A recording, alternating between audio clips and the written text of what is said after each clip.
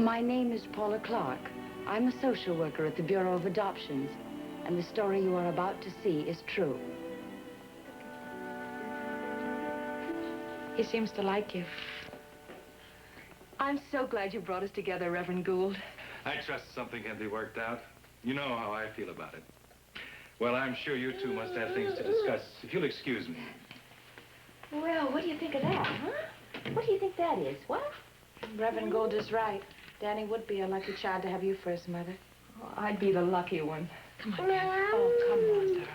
Come on. I better get going. If I don't get a job, my landlady's going to give me the bum's rush. Yeah. When the adoption papers are ready, Reverend Gould knows where to find me. You mean you want to leave Danny with me now? Sure. That's what you want, isn't it? Before anything's arranged? Well, I really don't know you. I've just met you. I've got to talk this over with my husband. Well, you said he likes children. Look, you won't find a nicer, sweeter kid than Danny. Believe me, Mrs. Carson. I just can't take him like this. There are arrangements, papers to be signed. Now, listen, my dear, my husband will be back Monday. We'll all get together and work things out. I can't. Well, don't you see? If I don't leave Danny now, I don't know if I'll ever get the guts to give him up again.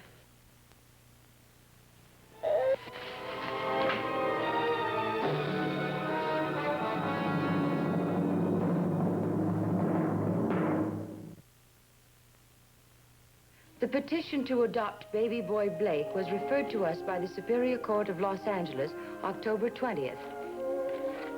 It's the Blake case. I have a home visit this morning with the adoptive parents, Mr. and Mrs. Carson. I'm worried about that case. How long have they had the child? 6 weeks. Well, I'd like a report on it as soon as it's completed. If the child doesn't belong there, the sooner we reach a decision, the better. I was up most of the night trying to figure out what to do with it. Well, I thought Tuesday night was your bowling night. Your husband must have been disappointed. I'll have you know Bob's a very understanding husband. Besides, our team did better without me. Let me know if you run into any trouble. I will.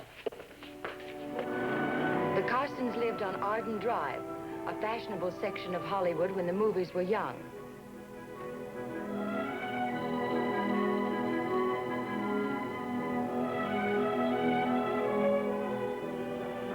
It is now a middle-class residential district with trees, well-kept lawns, and children.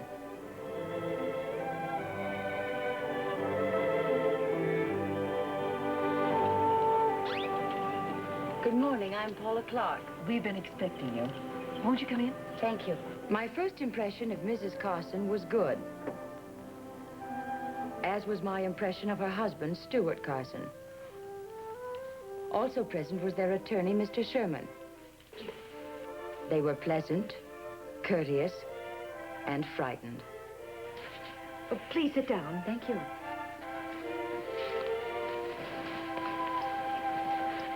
I understand you're a CPA, Mr. Carson, an accountant. Well, that's right. Mrs. Carson was my secretary. I married the boss. She still comes down to the office occasionally. Well, not anymore, of course. It broke up the day. I had so much time on my hands. I understand, Mr. Carson, that you were out of town when Mrs. Carson got the child. Yes, I was up in Seattle. I just got back to the hotel when Martha called and said, "Stu, I've had a baby." Got a baby, dear. Well, anyhow, I knew I was a father. Naturally, I was excited, and I went out and bought a box of cigars, and I was passing them out to the guests and the bellhop and the clerks and everybody. He wanted me to get a nurse, but I thought it best that Danny and I start out together. I think you were right. Now, let me see. I don't have a copy of Danny's birth certificate. Do you know anything about it, Mr. Sherman? There seems to be some question regarding the location of birth. A question of which county, but I have the Bureau of Vital Statistics working on it. That's fine, because the court will require it. You see, without Danny's birth certificate, we have no proof as to who his legal parents are. I'll have the word on it in a day or so. Also, I don't have the address of the father, Charles Blake. For a very good reason.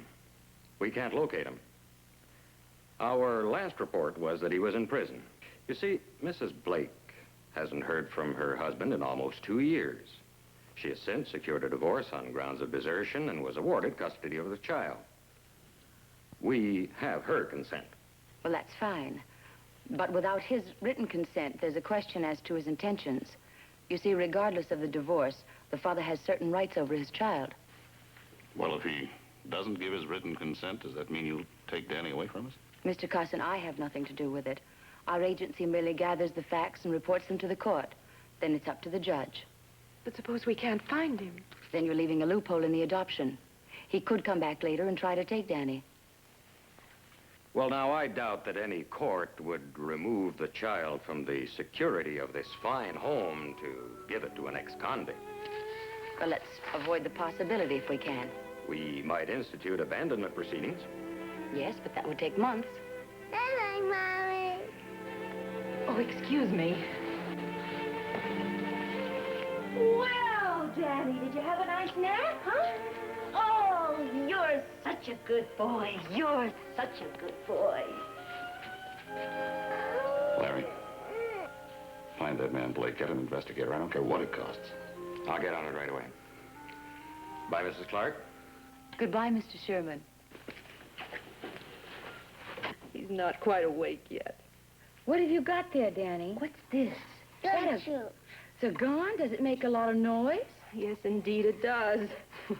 I better take him you know where. Bye, Danny. Come on, Danny. Up we go.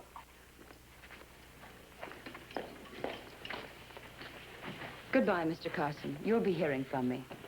Mrs. Clark, I'd consider it a very great favor if you could hurry things along. This waiting, not knowing whether Danny is ours or not, it's been a strain on my wife. We waited 11 years for that child. If anything should go wrong, I'll do my best. thank you very much. Goodbye.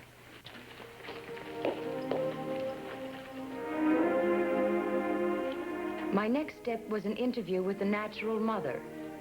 Barbara Blake was employed as a car hop at a drive-in near Malibu. When I gave the baby to Mrs. Carson and signed all those papers for the attorney, I thought that was it. They didn't tell me I'd have to go through all this adoption bureau routine. Oh, yes, it's the law. The law. Is something wrong? Look, all I wanted was a good home for my baby. Now, I didn't take any money from them, not a cent. It's nothing like that, Barbara. I just want to talk with you about you and Danny. Won't you sit down? Let me see. You're 19, divorced from Charles Blake.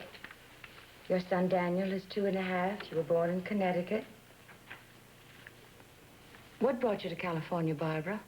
Oh, I'd always wanted to see Hollywood ever since I was a kid. It was winter and I couldn't afford any winter clothes. Are those the only reasons? Movie stars and the weather? I wanted to get away from things. What things, Barbara? Well, you see, Danny isn't my first baby. When I was 14, I was in love with a boy cop. Do I have to tell you his name?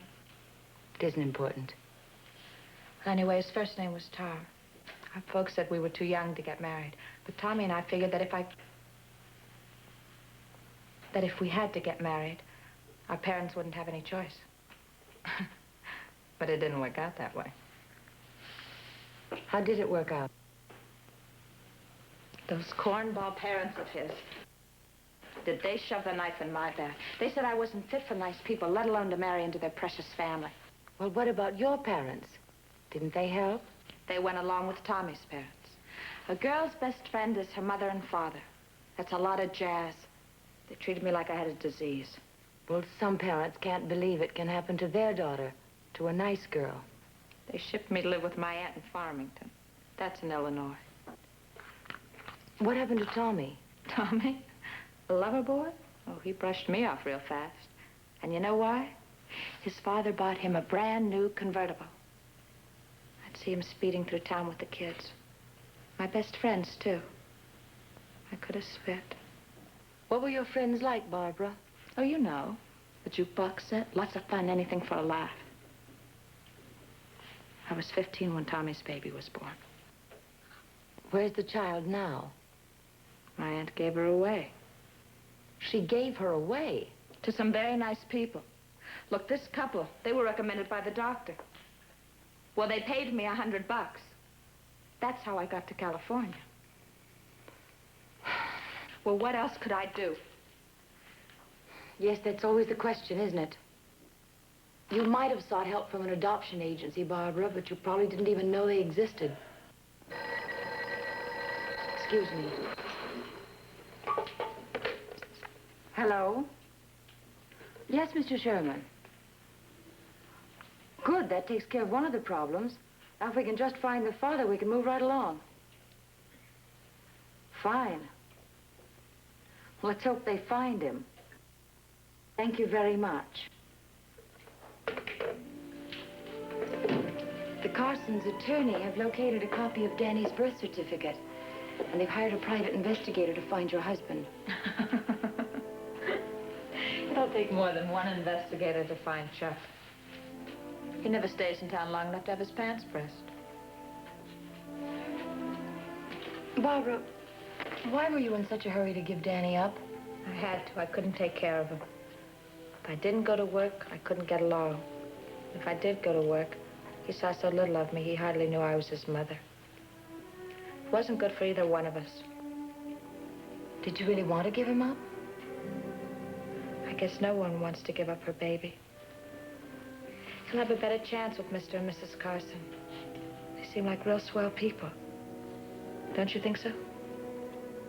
Well, they love Danny very much. I knew they were. Do you think Danny will remember me when he grows up? I'm afraid Danny's a bit too young to remember, Barbara. Yeah. Well, I'll remember him. Will they tell him he's adopted? Most parents do. As a matter of fact, we recommend it. You see, Barbara, an adopted child is a wanted child. A wanted child? Hey, that's pretty good. I never thought of it like that. Life is really crazy, isn't it? There's Mrs. Carson. Married 11 years and can't have a baby of her own. And here I am. 19 and with 2 children. 2 unwanted children.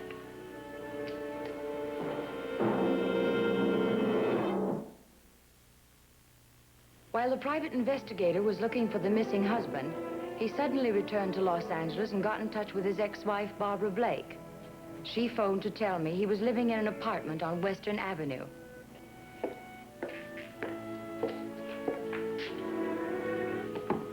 Come in. Door's open. Mr. Blake? Yeah? I'm from the adoption agency. Barbara told me you were coming. She says you got a paper for me to sign. Did she tell you what it is? Something to do with my kid? It's your consent for the adoption of your son.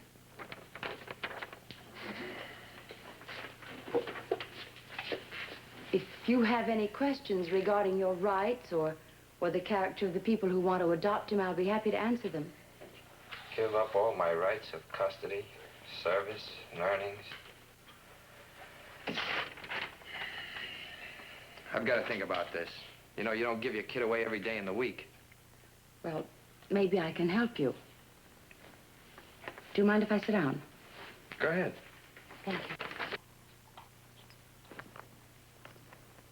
What'd you say your name was again? Mrs. Clark, Paula Clark. You a lady cop?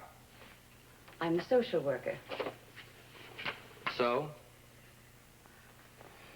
Would you like to tell me something about yourself, Mr. Blake?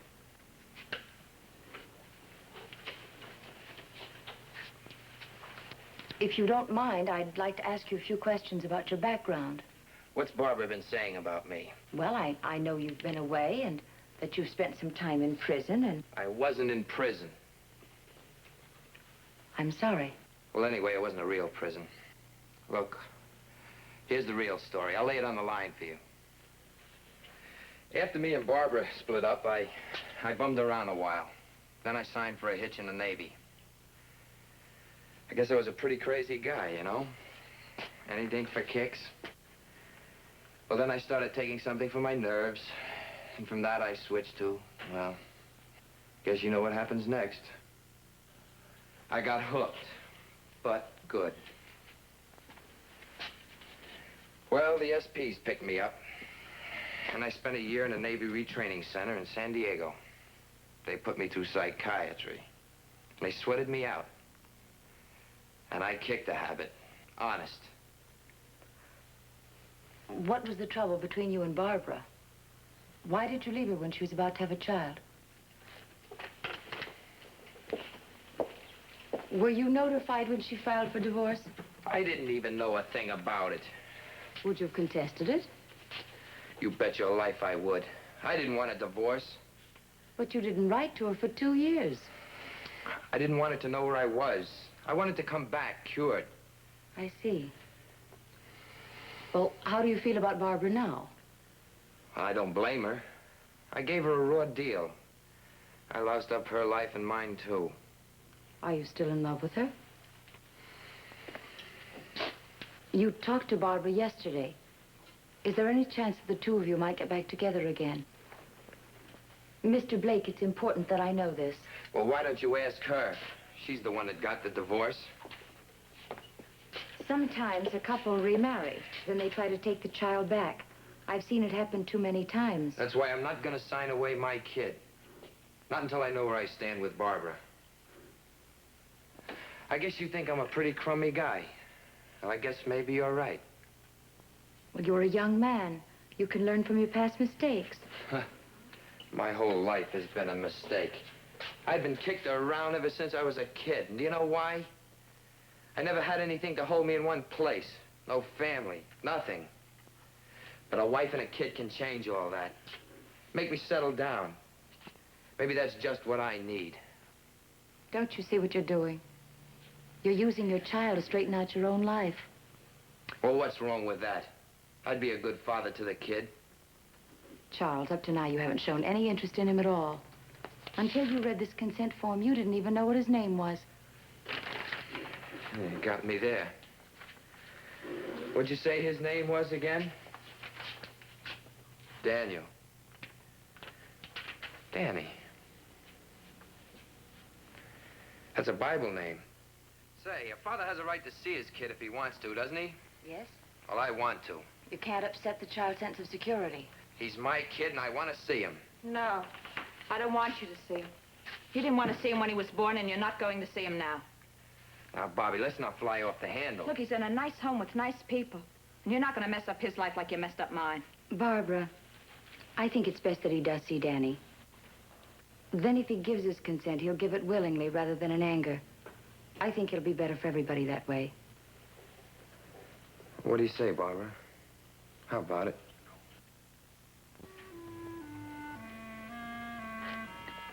All right.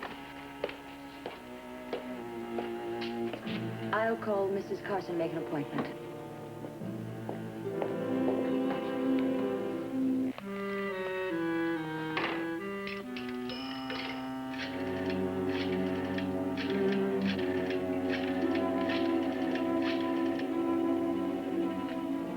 Why'd you have to come back, Chuck?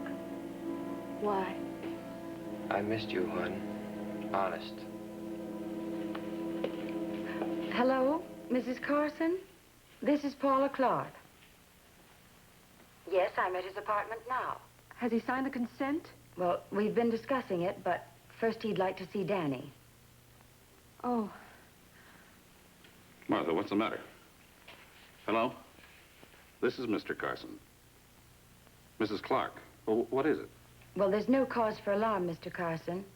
We've found it sometimes easier for a parent to make a decision when he's faced with a child, not as a name on a piece of paper, but as a live human being. I see. 10 o'clock? We'll be expecting you.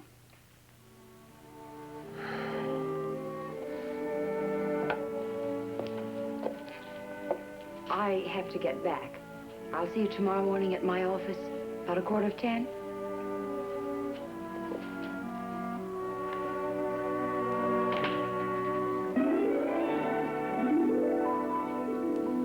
Cut it out.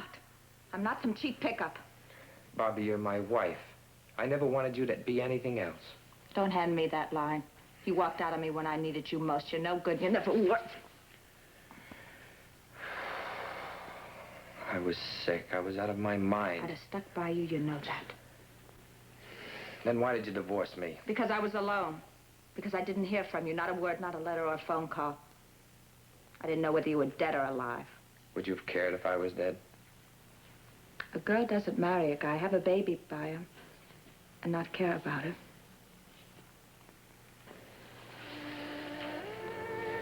Honey, I'll straighten out. Do you think we could take another crack at it? Get together again? I don't know. I don't know whether you're soft-soaping me like you always did or not. I'm not the same guy. I'm not a kid anymore. We could take Danny back and start all over again. Bobby?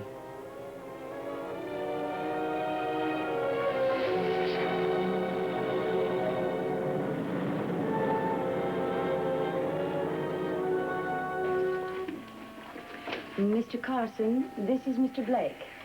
How do you do? How do you do? This is Mrs. Carson. Hello. How do you do? How are you, Mrs. Carson? How's Danny?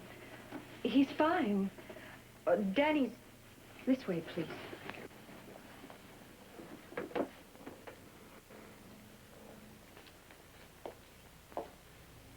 Danny?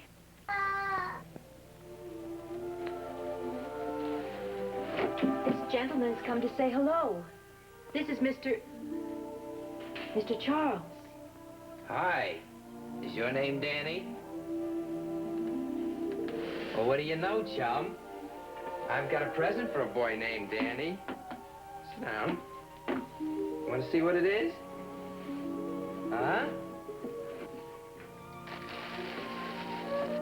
What's he like? I don't really know. Tell me honestly, do you think he's going to take Danny away from us? I don't know. In independent adoption such as this, I just don't know. You know what it is? Pony. It's a pony. You want to play with it?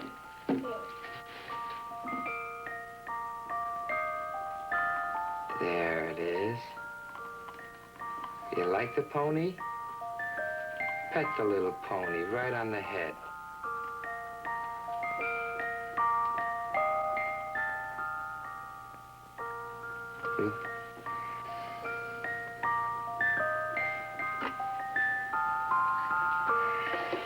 How about a big kiss?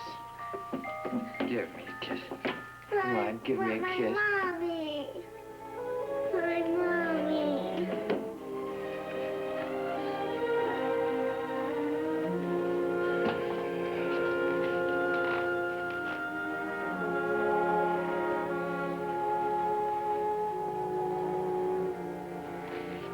It's quite a place you have here. All those toys. The only toy I ever remember having was an old empty milk bottle with a face painted on it. Somebody busted it. Danny's a pretty lucky boy. Take care of him. Ah, let's get out of here.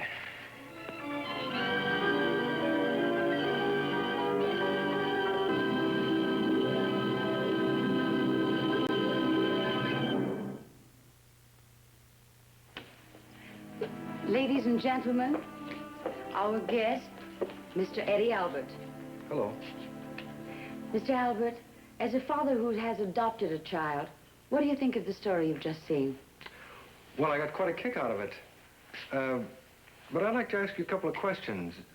Now, I know that caseworkers are not supposed to let their personal emotions interfere with their decisions. But tell me, did you want Danny to stay with the Carsons or to go back to his natural parents? Well, actually, I wanted Danny to remain with the Carsons. While I don't approve of the methods by which they acquired him, I thought Danny was better off with them. Why do you say that? Well, because neither the natural mother nor the ex-husband were ready for responsibilities. Mm-hmm. You see, they had their own problems to work out, and having a child to take care of would have just further complicated their lives. Yeah. Did Barbara and Charles ever get back together? No, they tried. But it just didn't work. He got the wanderlust again, and I think she went back to Connecticut to her parents. Mm-hmm. Well, personally, I'm glad that Danny stayed with the Carsons. They seem like a nice, deserving couple, and they can give him security and protection and love. Those things which are every child's birthright. Oh, I'd like to, if I may, compliment the sponsors on bringing to light some of these facts of adoption, and for doing it in such an entertaining manner. Thank you, Mr. Albert. Not at all, thank you.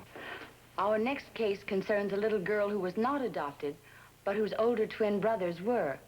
When the twins were told that an adopted child is a wanted child, the little girl was terribly hurt. Wasn't she wanted too? And the complications that result are as touching as they are funny. So for a heartwarming laugh, be sure to see the case of baby girl Bennett, our next story on Birthright.